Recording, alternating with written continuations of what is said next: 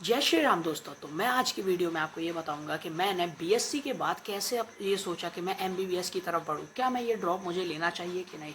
क्या मुझे BSc complete करने के बाद भी ये सोचना चाहिए कि मैं नीट को क्लियर कर सकता हूं? क्या मेरे अंदर इतना कॉन्फिडेंस है कि मैं नीट जैसी बड़े एग्ज़ाम को क्लियर कर सकता हूँ बीएससी फुल करने के बाद? जानते हैं आज की इस वीडियो में कि कैसे मैंने सोचा और कैसे मैं एग्जीक्यूट करूँगा, कौन सी कोचिंग से मैं पढ़ूंगा, PWLN अनअकैडमी या फिर मैं कैरियर विल से पढ़ूंगा। क्या मैं ऑनलाइन पढ़ूंगा कि मैं ऑफलाइन पढ़ूंगा? आज के इस वीडियो में मैं आपके सारे डाउट क्लियर करूंगा। मैं ये भी बताऊंगा कि कौन सा आपके लिए बेस्ट रहेगा। अगर आप ऑनलाइन पढ़ना चाहते हैं तो कौन से टीचर आपके लिए बेस्ट रहेंगे, मैं आपको आज की इस वीडियो में बताऊँगा। तब तक के लिए जय श्री राम।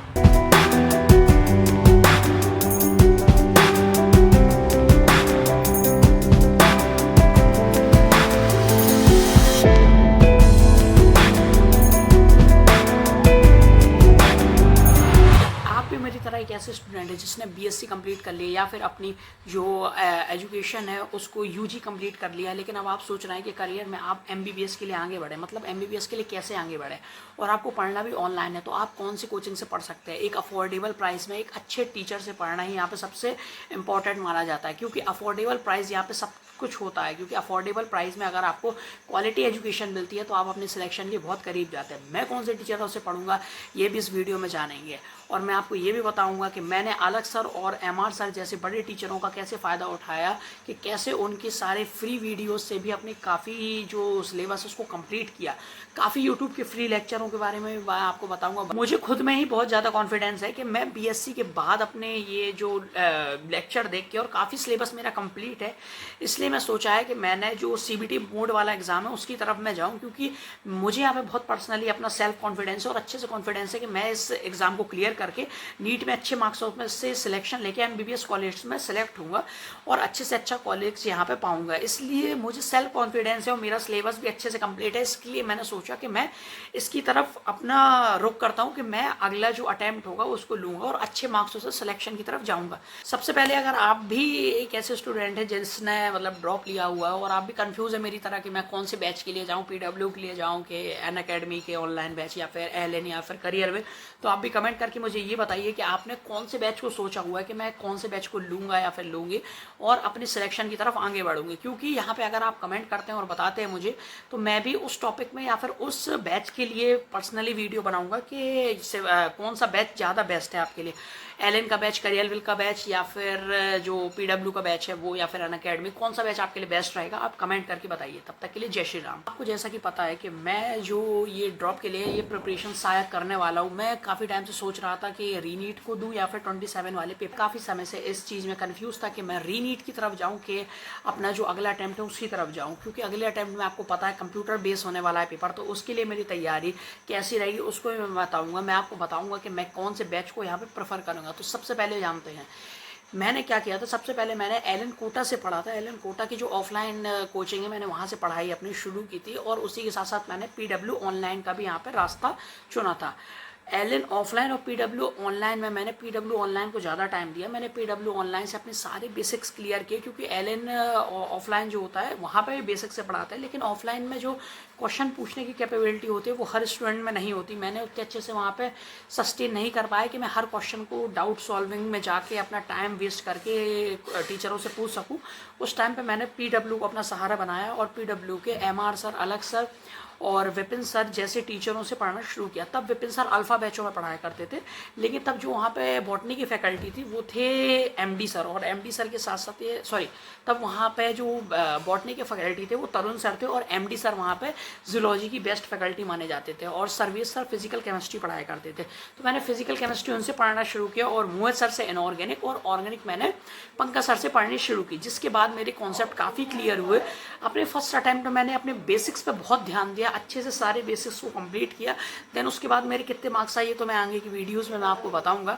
सबसे अच्छी बात यहाँ पे ये है कि मैंने फिजिक्स वाला का यहाँ पे पूरा कॉन्सेप्ट को अच्छा करने पे यूज़ किया। जैसा कि आपको पता है कि पीडब्ल्यू की फैकल्टी बहुत अच्छी मानी जाती है। मैंने पीडब्ल्यू के साथ साथ अच्छे से पढ़ना शुरू किया। देन उसमें जो पीडब्ल्यू का बेसिक कॉन्सेप्ट है वो बहुत अच्छा है, क्योंकि एमआर सर जो है अलग सर के बाद आए थे। जब मैंने ज्वाइन किया था तब अलग सर फिजिक्स पढ़ाया करते थे, लेकिन उसके बाद एमआर सर ही आए थे पढ़ाने के लिए नए। तो काफ़ी बैकक्लैश यहाँ पे मिल रहा था एमआर सर को। लोग भरोसा इतनी जल्दी नहीं कर पा रहे थे एमआर सर के लिए, क्योंकि एमआर सर तब नए टीचर थे फिजिक्स वाला के लिए। तो लेकिन एमआर सर ने जब आके क्लासें ली तो बच्चों ने इतना ज़्यादा पसंद किया और उसके बाद कंप्लीटली रिप्लेस कर दिया अलग सर को एमआर सर ने।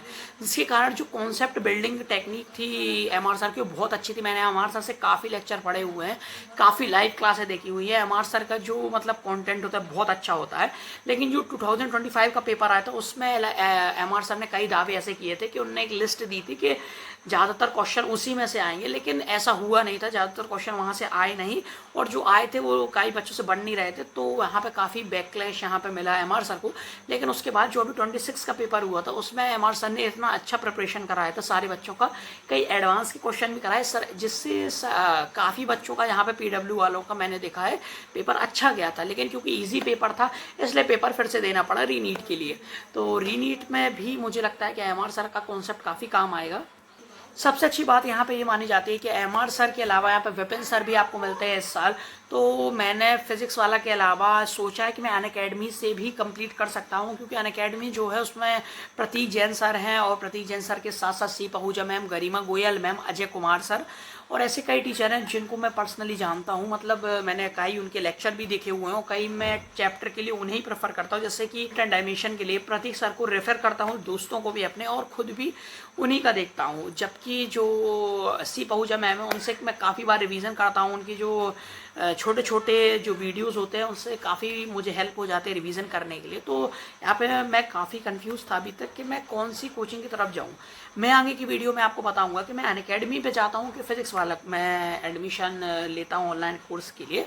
लेकिन इसमें सबसे बेस्ट बात जो ये है कि मैंने पहले ही डिसाइड कर लिया है कि मैं ऑनलाइन की तरफ जाऊँगा, क्योंकि ऑनलाइन से मेरा काफ़ी टाइम बचेगा और मैं जो बचा टाइम है उस पर अच्छे से टेस्ट प्रेफर कर सकता हूँ और प्रैक्टिस क्वेश्चन कर सकता हूँ, क्योंकि प्रैक्टिस क्वेश्चन ही से सिलेक्शन सबसे ज़्यादा पास आता है। तो प्रैक्टिस क्वेश्चन के लिए मैंने सोचा है टारगेट बैच को मैं यहाँ पे प्रेफर करूँगा, क्योंकि अब यहाँ पे कंप्यूटर बेस्ड एग्ज़ाम है तो सबसे ज़्यादा जो काम आएगा वो टारगेट बैच ही आएगा। क्योंकि टारगेट बैच जो है वो, और जैसे कि उनके क्वेश्चन प्रैक्टिस की जो स्किल्स होती है वो काम आती हैं ऐसे कंप्यूटर बेस्ड टेस्टों में। मैंने एक दो टेस्ट अलग से भी जो कंप्यूटर बेस्ड दिए हैं उन पर मुझे पता है कि टारगेट बेस्ड के जो क्वेश्चन होते हैं वो ऐसे ही आते हैं कि आप नॉट सेलेक्टेड कितने क्वेश्चन अटैम्प्ट किए हैं और कौन नहीं अटैम्प्ट किया ये दिखता है, और कंप्यूटर बेस्ड एग्जाम में भी सेम होता है। तो ये हेल्प करने सर्वम कोचिंग की तरफ अगर अपन जाते हैं तो सर्वम कोचिंग में आपको फिजिक्स फैकल्टी में आशीष सर मिलते हैं। आशीष सर काफ़ी अच्छी फैकल्टी है, आशीष गुप्ता सर। आशीष सर ने मुझे अनअकैडमी में भी पढ़ाया है। आशीष सर जो है उन्हें बहुत ज़्यादा एक्सपीरियंस है, और आशीष सर से मैं 12th बेसिकली बहुत अच्छे से पढ़ता हूँ, क्योंकि उनके मिलते नहीं 11th के लेक्चर इतनी आसानी से। टेलीग्राम में वैसे उनके मिल जाते हैं कई लेक्चर, लेकिन मैं सर्वम की ही क्लासेस के अभी देखना प्रेफर करता हूँ। मैंने सोचा है कि मैं आशीष सर को फिजिक्स के लिए फॉलो करने का यहाँ पे पूर्णतः प्रयास करूँगा। बाकी जो बचा कुछ पोर्शन है वो एमआर सर और अभिषेक सर जो फिजिक्स वाला ही की फैकल्टी है, मैं उनसे कंप्लीट करने का यहाँ पे कोशिश करूँगा। मैं अपनी क्लासेस जल्द ही चालू करूँगा, क्योंकि यहाँ पे यकीन बैच का डिले होना बहुत ही मतलब टाइम वेस्ट वाली बात हो जाती है, क्योंकि यकीन बैच अगर डिले होता है तो कंप्लीट भी डिले ही होगा। अब जितना भी अगर टीचर्स करा भी देते हैं कंप्लीट, जिस प्योर स्पेस पे वो कराएंगे उसको कवर करना मेरे लिए मुश्किल होगा। इसलिए मैं आशीष सर के पुराने लेक्चर और एमआर सर के पुराने लेक्चर से यहाँ पे कंप्लीट करने का प्रयास करूँगा। मैं फुली डिसिप्लिन से यहाँ पे पढ़ने का प्रयास करूँगा, और सारे जो लेक्चर होंगे उनको लाइव या फिर रिकॉर्डेड देखने का ही यहाँ पे अपने लिए प्रयास करूँगा, कि जो रिकॉर्डेड क्लासेस होती है उसमें टाइम भी बहुत कम होता है।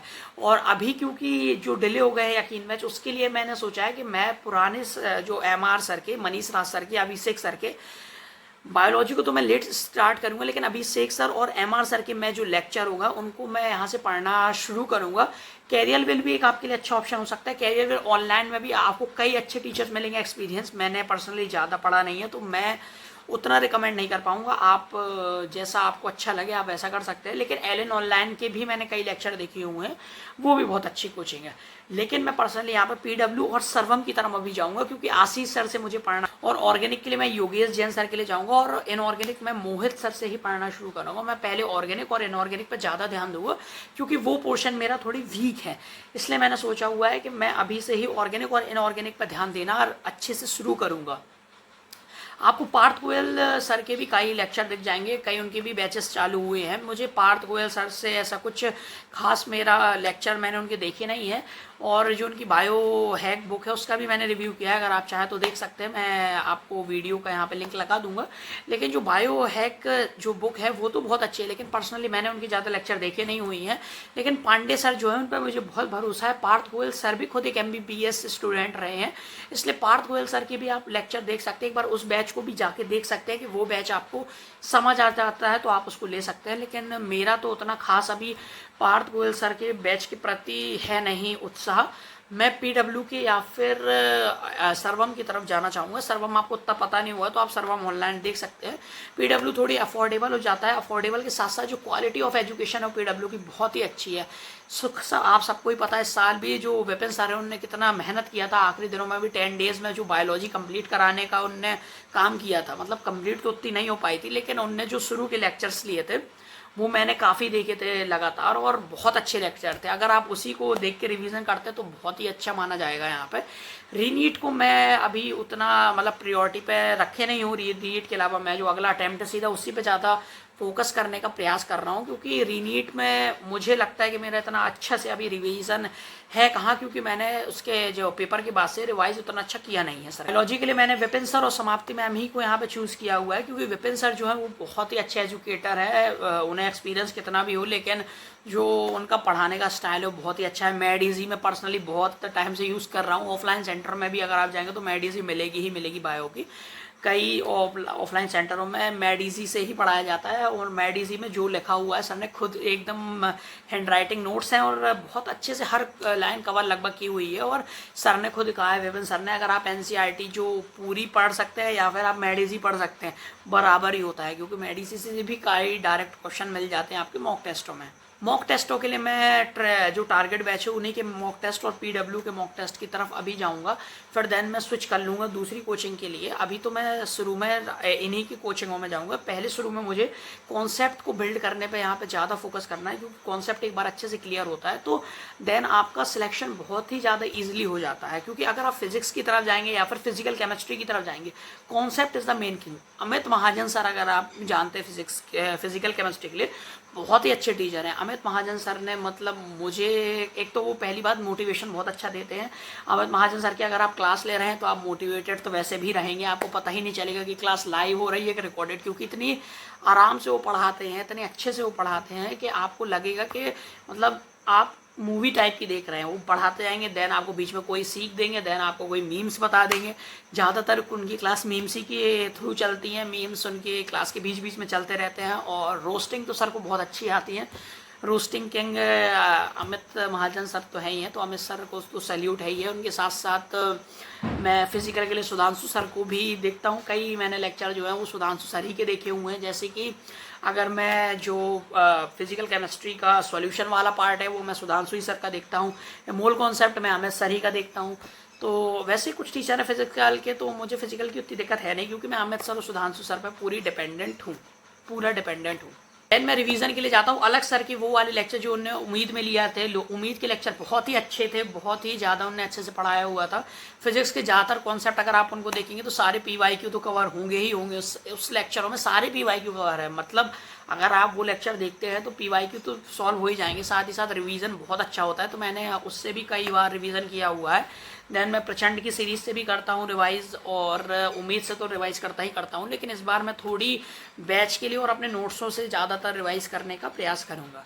मैं आपको बताऊँगा कि मैं अपनी प्रोफेशन को कैसे कैरी ऑन रखता हूँ, कौन से बैचों से पढ़ता हूँ और कौन से बैच को लूँगा, ये भी मैं आपको आगे की वीडियो में बताऊँगा। तब तक के लिए आप मेरी वीडियो से जुड़े रहिए। जय श्री राम।